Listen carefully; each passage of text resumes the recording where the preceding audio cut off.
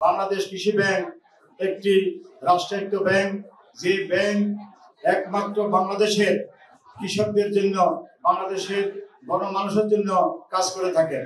সেই প্রতিষ্ঠান আমরা যেভাবে চলছিলাম বিগত বেগম খালেদা জিয়ার নেতৃত্বে, আমরা এই কৃষি ব্যাংকের উনি উত্তরোত্তর ঋণ আদায় থেকে শুরু করে ঋণ প্রদান করার ব্যবস্থা করেছিলেন। মাঠ কর্মী ছিলেন তখন। ইতিমধ্যে 16 বছরে ফ্যাসিস্ট হাসিনার নেতৃত্বে বাংলাদেশ কৃষি ব্যাংক থেকে বহু টাকা লুটপাট করে বিভিন্ন আওয়ামী চক্র থেকে ঋণ দিয়ে এই ব্যাংকের একটা ক্ষতিগ্রস্ত করে গেছে। এবং আরো দেখা গেছে এখানে মাঠ কর্মী ছিলেন, যে মাঠ কর্মীর মাধ্যমে কৃষি ব্যাংকের অত্যন্ত ভালোভাবে কৃষি ব্যাংকের সকলে চাকরি করেছিলেন। আজকে মাঠ কর্মী নাই, কর্মচারী নাই, এবং আমাদের অর্গানোগ্রামের মাধ্যমে যেভাবে দেওয়ার কথা ছিল 8,000 কর্মচারী, একটা কর্মচারী তারা নিয়োগ না দিয়ে এই ব্যাংক থেকে বন্ধ করে চলে গেছে।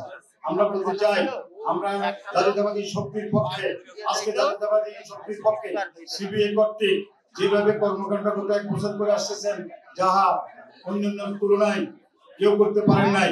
আজকে আমরা শহীদ রাষ্ট্রপতি জিয়া রহমানের আদর্শের সৈনিক হিসাবে কৃষি ব্যাংকের কার্যক্রম যেভাবে আমরা করে যাচ্ছি ম্যানেজমেন্টের সাথে, যা ব্যাংকিং সেক্টরে কোনো ব্যাংকের পক্ষে এই মুহূর্তে সম্ভব হয়নি। আমরা বলতে চাই, জিয়া পরিষদ নামে যারা এখানে বিভিন্ন ব্যাংকের অশান্তি পরিবেশ সৃষ্টি করে যাচ্ছেন, তাদেরকে হুঁশিয়ারি করে দিয়েছেন ইতিমধ্যে আমাদের নেতৃবৃন্দ, আপনারা কৃষি ব্যাংকের কার্যক্রমে বাধাগ্রস্ত করবেন না। এবং বিএনপির যখন দুঃসময়ে আমরা কার্যক্রম করেছিলাম, আপনারা যারা জিয়া পরিষদ নামে আজকে এসেছেন, তারা কেউ মূলত আমরা চিনি না তাদেরকে। তারা সবাই ফ্যাসিস্টের দোষর হিসেবে আমরা মনে করি। আজকে আমাদের কৃষি ব্যাংকের বিরুদ্ধে বিভিন্ন ষড়যন্ত্র চলছে। ফ্যাসিস্টরা সকল জায়গায় বসে আছে, তারা কোনো না কোনো ভাবে বিএনপির যাতে ক্ষতি হয়, বদনামি হয়, তারেক রহমানের বিরুদ্ধে বিভিন্ন ধরনের প্রপাগান্ডা করায়। আপনারা সজাগ থাকবেন। আজকে নেতৃবৃন্দ বলেছেন, আমরা সবচেয়ে বড় ভূমিকা রাখতে হবে শ্রমিকদের।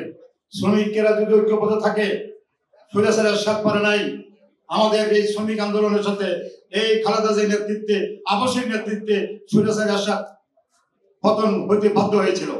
তদ্রূপ এই আজকে যেভাবে বলা হচ্ছে বিএনসি নাকি ওই ছেলেগুলা সংগঠন করে, অ্যাকচুয়ালি তারেক রহমানের নেতৃত্বে এই হাসিনার পতন হয়েছে।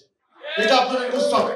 তারেক রহমানের নেতৃত্বে ঐক্যবদ্ধ হয়ে বিএনপির নেতা কর্মী ঐক্যবদ্ধ হয়ে আন্দোলন করার কারণে আগামী দিনে ইনশাল্লাহ আমরা আবারও ধানের শীষে ভোট দিয়ে তারেক রহমানের নেতৃত্বে সরকার গঠন হবে।